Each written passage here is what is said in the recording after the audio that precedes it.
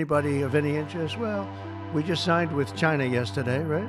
Just signed with China. We have everybody. We're not going to make deals with everybody. Some we're just going to send them a letter, say thank you very much. You're going to pay 25, 35, 45%. In the China deal, we're starting to open up China, things that never really could have happened in the relationship. Never lost our auto. We lost 50% of our auto industry to China, Mexico, Canada, and various other countries. Should have never happened if you had a president that said, we're going to charge you tariffs, you're not going to build next to us, send it in and take away our jobs. And paying a lot of money, at least, but would rather stop it. I think we're doing a big job of that, but would rather stop it. And other illicit narcotics pouring across the border and stealing more American lives.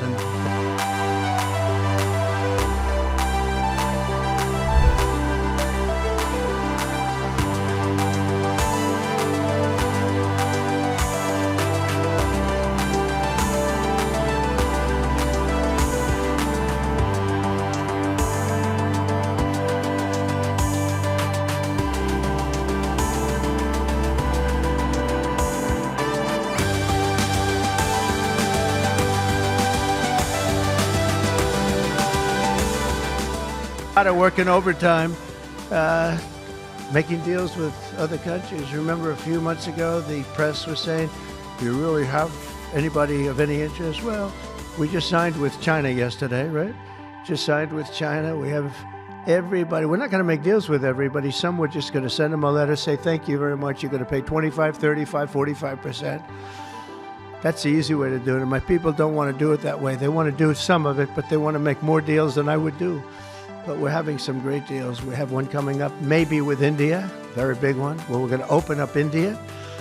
In the China deal, we're starting to open up China, things that never really could have happened. And the relationship with every country has been very good.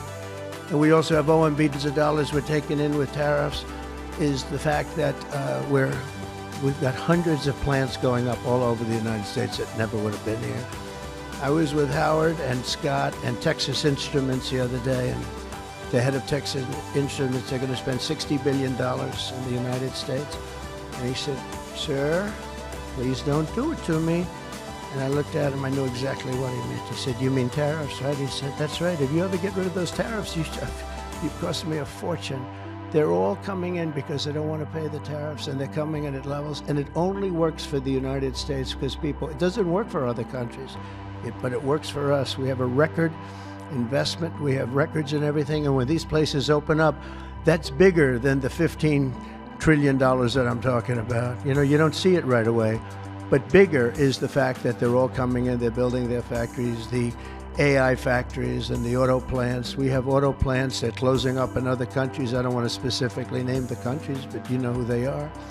And they're coming into the U.S. and they're opening up and building like nobody's ever seen anything like it. I don't call it a miracle. I call it, if this should have been done 40 years ago, we would have never lost our auto. We lost 50% of our auto industry to China, Mexico, Canada, and various other countries. Should have never happened if you had a president that said, we're going to charge you tariffs, you're not going to build next to us, send it in and take away our jobs. If you would have said 25, 50, or 100% tariff, not one company would have left. But they weren't business people. They were politicians, not very good ones, and some good ones, but some really not good at anything, to be honest with you. We're going to stop the largest tax hike, and we're going to do that in history. This would be, if the bill doesn't pass, there'll be a 68% tax increase. Think of that, 68%, which would be the largest in history by about 40 points.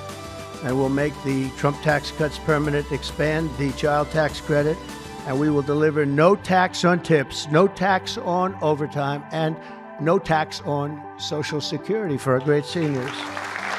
Mexico, Canada, and China, billions of dollars in taxes that we put on because they've allowed people that are selling fentanyl to go through their countries, or in the case of China, they send it here. And paying a lot of money, at least, but would rather stop it. I think we're doing a big job of that, but would rather stop it. And other illicit narcotics pouring across the border and stealing more American lives. And thank you.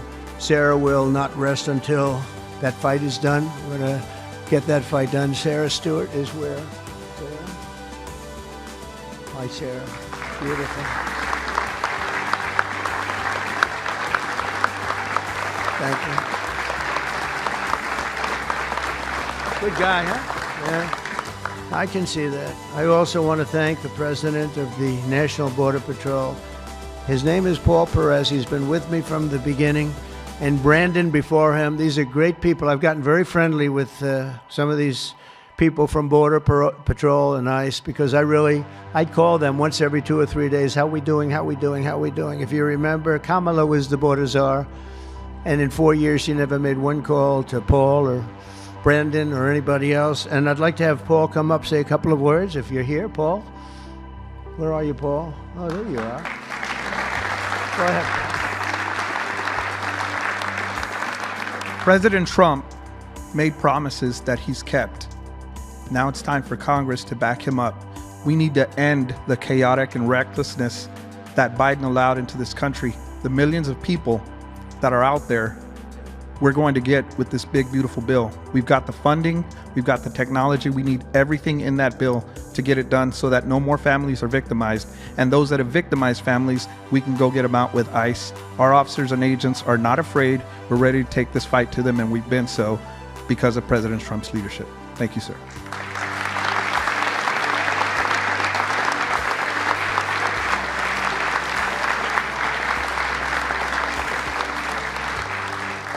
He's been a great friend of the country. He really has, and he's worked with Tom Homan and Christie and all the people that work so hard. They have been incredible. And I wasn't going to do this, but I see Tom Homan is sitting there, and I have to call him up. Look at that. I don't call up the Speaker of the House. I don't call up Marco or Peter or anyone, but I want to call this guy because this guy is keeping us very, very safe. Come on up, Paul.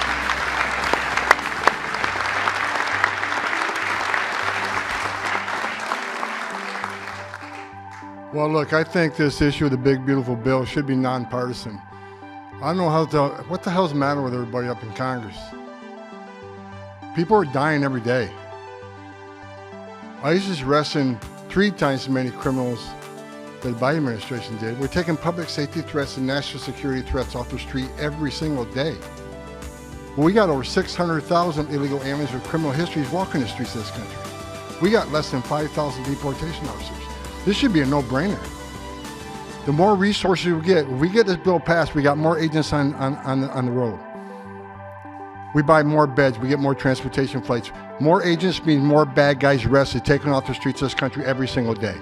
Every day we arrest a public safety threat or national security threat. This makes this country much safer. Who the hell would be against that?